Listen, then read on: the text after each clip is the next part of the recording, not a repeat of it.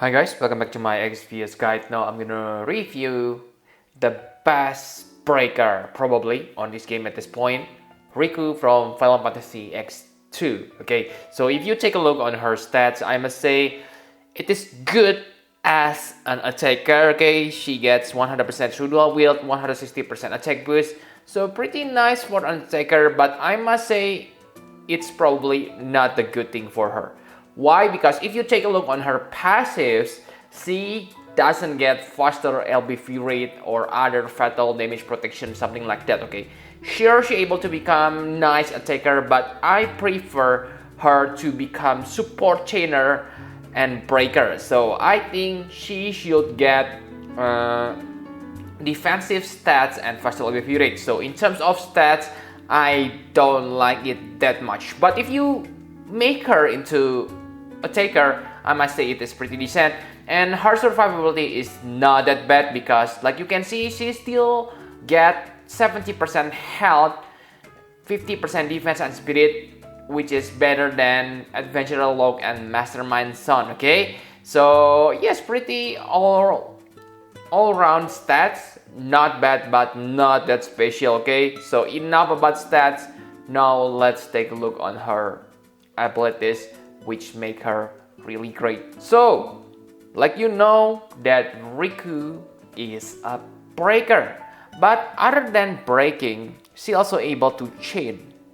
For chaining, she has absolute mirror of equity.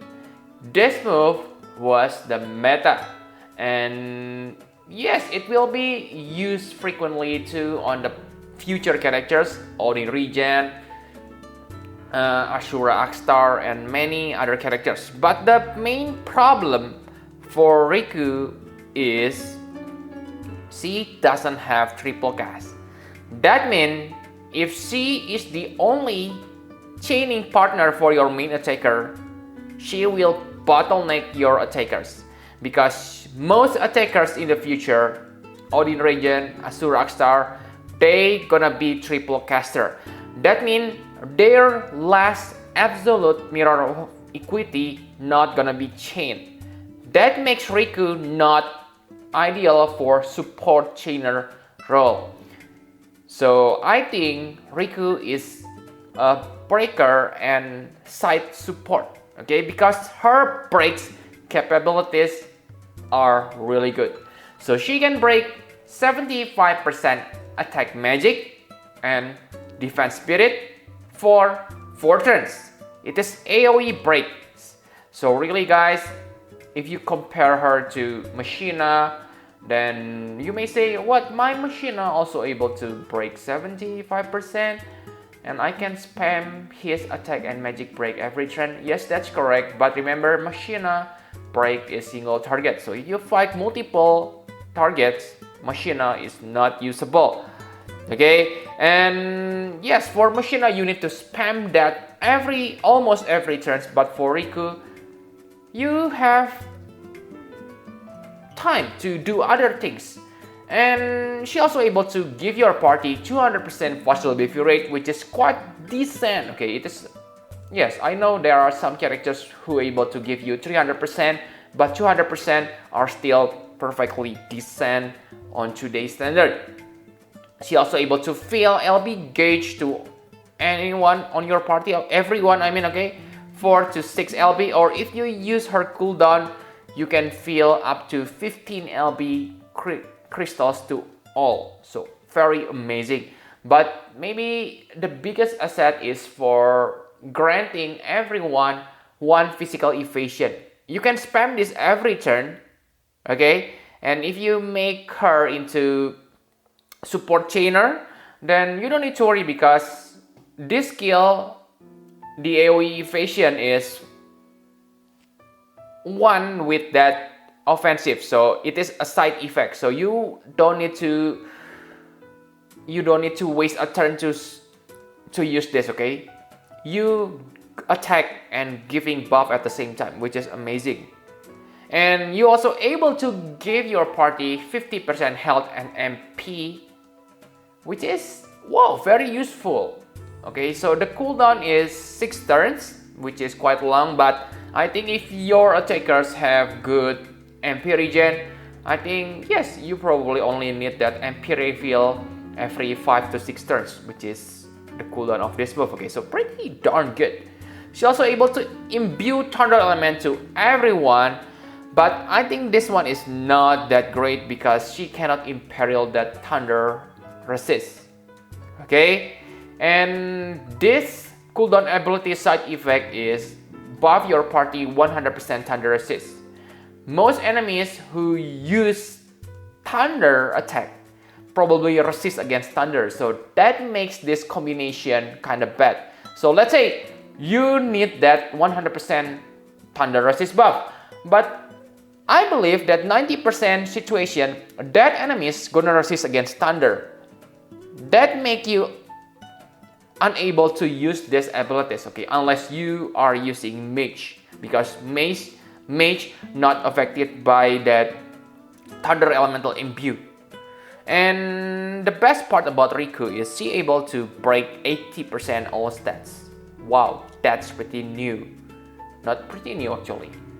Yes, because Locke able to break 84%, but there is a requirement for Rikku. It is not, you don't need a requirement, okay? Simply use the cooldown, 80% break instantly, plus AoE re-raise. Wow, that's pretty good. Okay, you can save your healer AoE re-raise for other times if you need it, because Rikku already imbue your party. Okay, and yes, you can spam this 80% because her LB also break 80%, but make sure you max this LB because without max level, it won't break 80% of all stats. The damage, you can simply ignore the damage, okay? What you need is the break. 80% is pretty huge, guys. Okay, and it lasts for 4 turns. I think it's very easy to spam this limit burst because this LB only need you 30 LB crystals and she has 200% faster LB fuel rate. So it will be very easy to spam this LB, especially if you equip dagger with rare ability. Your faster LB fuel rate stats gonna be high. And what about damage? Like I said, her damage won't be that good because she doesn't have triple cast. But if you partner her with other double caster like Warrior of Light Badge, her damage is not that bad because she can deal 80 times damage per turn constantly. See, not bad. But bottleneck other who is triple caster. For party, you can see it on the screen, okay? If you have Warrior of Dawn Galuf, then whoa, they are really good partner because Warrior of Dawn Galuf is also absolute mirror of equity chainer. So that means, yes, they can chain together because they are double caster and bring a finisher like Crown Prince Noctis, Resignatio on your party, okay? This party gonna work, okay? Because yes, the combination is really good. Warrior of Dawn Galuf and Rikku. Okay, so enough about party sample and abilities. Let's talk about equipment. So for equipment, it is pretty simple. She must equip dagger because dagger rare ability is fast LBV rate. If you don't have dagger that has fast LBV rate, make sure you equip Aegean arm on her secondary weapon because Aegean arm has faster LBV rate passive. And yes, I think defeating Aegean on 2-day using 7-star characters are pretty easy. So there's no reason. And yeah, the rest you can see it on the screen. I don't think you need to focus on her attack stats, okay? But yes, I will give you if you want to increase her attack, but I think you should priority her survivability, faster LBV rate. So that means health, spirit, and faster LBV rate. Okay, so enough about equipment. My conclusion for Rikku. Rikku is really good breakers at this point, okay? Maybe you disagree with me. What? I already have that adventurer log, la la la la la. Yes, I have said this before. Remember that adventurer log breaks only affects single target and you require his health below a certain point, and that can be dangerous on some battles. But for Rikku, you don't need to think about that complicated setup. Simply spam that LB and tada, 80% breaks. Amazing. And remember, on recent battle, we kinda need that AoE evasion. Rikku can handle that. How's that not amazing? Okay, she can spam that every turn while breaking your opponent at the same time. Okay, really amazing. And she also can become good MP battery. Remember that most recent trial able to drain your MP, and Rikku is really good to handle with that situation. Okay, and yes, chaining with absolute mirror of equity is simply little advantage that she has. Okay, I don't think you should pull her for that. So if you need better breakers, you should pull for Rikku. But if you search for support chainer, I don't think you should get Rikku. In that case, I think Awaken Auron is better than Rikku, because Awaken Auron, even when he is locked to element, he has triple cast. That means he can be useful for support chaining with future characters.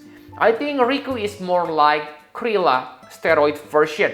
Sorry for not bringing Krilla to this comparison, but I will talk about it now, okay? Krilla breaks max at 74%, but Rikku 80%, so it is clear who is better as a breaker. But again, Krilla also has some good moves like Dispel enemy buff, cancel magic, but again, Rikku also has that evasion, physical evasion, and better faster LB rate. So yes, I think Rikku is better than Krilla, guys. Okay, for Lock and Mastermind Stone, of course, Rikku is better because she is an AoE breaker. Okay, but yes, again, as a support chainer, Adventure Log is better because he has that triple cast and able to imperil the enemies. Okay, so you can see Rikku weakness, okay, not able to imperil, no dual cast. So yeah, it is your decision whether to pull her or not, but for me, she is a must-have. That's why I pull her. Okay, so yep, thank you very much for watching. Please hit the like button and subscribe to my channel for more Final Fantasy Pro FX vs Cut. Bye bye guys!